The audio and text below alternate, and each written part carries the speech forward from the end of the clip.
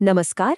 अगर देश के दो सबसे बड़े और सबसे प्रतिष्ठित शिक्षण संस्थानों में अपना करियर बनाने का सपना है, तो समझ लीजिए कि आप बिल्कुल सही जगह पर हैं। आज हम 2025 की केवीएस और एनवीएस भर्ती प्रक्रिया को एकदम आसान भाषा में समझेंगे।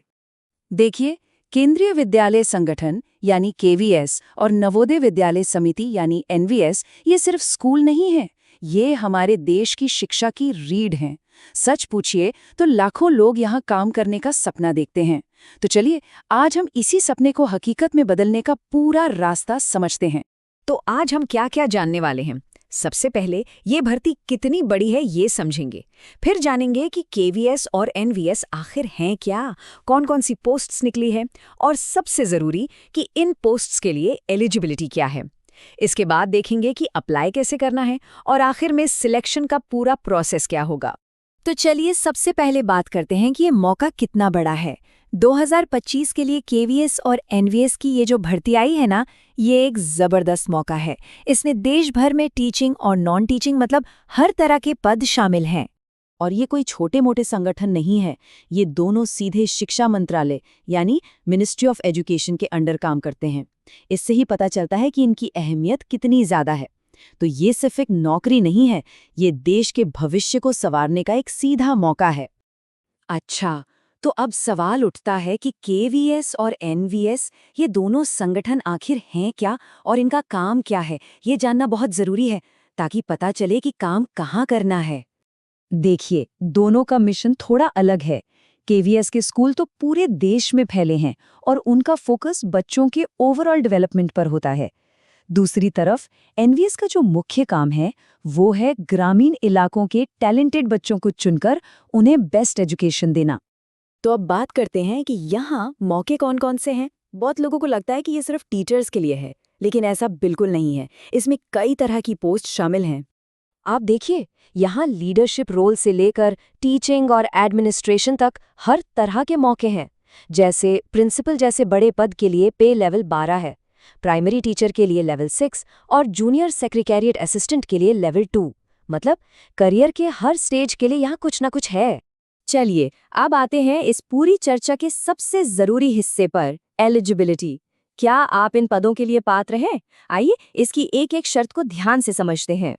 एक तारीख है जिसे गांठ बांध लेना है, 4 दिसंबर 2025। आपकी उम्र, आपकी क्वालिफिकेशन, आपका एक्सपीरियंस सब कुछ इसी तारीख के हिसाब से देखा जाएगा। तो ये डेट बहुत बहुत ज़्यादा ज़रूरी है।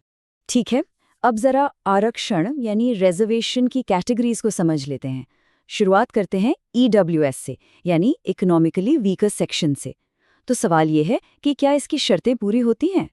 तो देखिए, नोटिफिकेशन के हिसाब से ईडब्ल्यूएस कैटेगरी में वो लोग आते हैं जो एससी, एसटी या ओबीसी में नहीं हैं और जिनके पूरे परिवार की साल की इनकम 8 लाख रुपए से कम है। लेकिन रुकिए, सिर्फ इनकम ही नहीं, कुछ और शर्तें भी हैं। जी हाँ, यहाँ प्रॉपर्टी से जुड़े कुछ नियम भी हैं। अगर परिवार के पास 5 एकड़ से ज्यादा खेती की जमीन है, या फिर 1000 स्क्वायर फीट से बड़ा कोई फ्लैट है, या फिर नोटिफाइड एरिया में 100 गज से बड़ा प्लॉट है, तो इनकम कम होने के बाद भी आप ईडब्ल्यूएस कैटेगरी में नहीं आ पाएंगे। तो इन बातों का ध्यान रखना होगा। ईडब्ल्यूएस के बाद अब बात करते हैं ओबीसी यानी अन्य पिछड़ा वर्ग की, और वो भी नॉन क्रीमी लेयर वाले कैंडिडेट्स की। इनके लिए भी कुछ बहुत ज़रूरी नियम हैं। सबसे पहली बात, जो लोग ओबीसी की क्रीमी लेयर में आते हैं उन्हें जनरल कैटेगरी में ही अप्लाई करना होगा। और सबसे ज़रूरी नियम, आपका जो एनसीएल सर्टिफिकेट है वो 1 जनवरी 2025 से लेकर एप्लीकेशन की लास्ट डेट के बीच का ही बना होना चाहिए। ये बहुत क्रिटिकल है। तो अगर सारी एलिजिबिलिटी पूरी हो रही है तो अगला स्टेप क्या है? जाहिर है अप्लाई करना। तो चलिए अब इस प्रोसेस को भी स्टेप बाय स्टेप समझते हैं। प्रोसेस बहुत सीधा है। सबसे पहले ऑफिशियल वेबसाइट पर जाना है। अपने डॉक्यूमेंट्स जैसे फोटो और सिग्नेचर स्कैन करके तैयार रखने हैं। फिर ऑनलाइन फॉर्म भरना है, फीस पे करनी है, और हाँ, सबसे आखिर में कंफर्मेशन पेज को सेव करना बिल्कुल मत भूलिएगा। यहाँ एक बहुत ज़रूरी बात, किसी भी तरह के फ्रॉड या गलत जानकारी से बचने के लिए सिर्फ और सिर्फ ऑफिशियल वेबसाइट्स का ही इस्तेमाल करें। सही जानकारी आपको सिर्फ इन्हीं 3 वेबसाइट्स पर मिलेंगी। अब बात फीस की। सभी कैंडिडेट्स को 500 रुपए की प्रोसेसिंग फीस देनी ही होगी।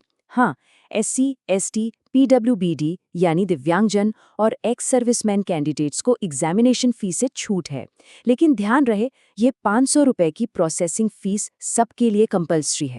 ठीक है, फॉर्म तो भर दिया, अब आगे क्या होगा? चलिए अब सिलेक्शन के अलग अलग स्टेजेस को समझते हैं।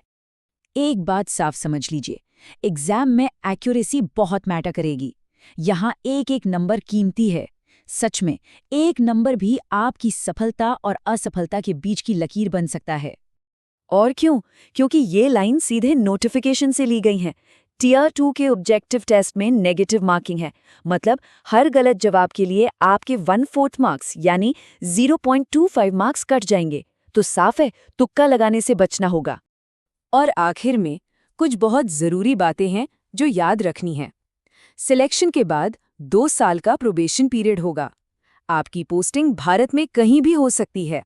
अगर कोई भी गलत जानकारी दी तो नौकरी तुरंत जा सकती है। और हाँ, एग्जाम में किसी भी तरह की चीटिंग करने पर 2 साल का बैन और कानूनी कार्रवाई भी हो सकती है।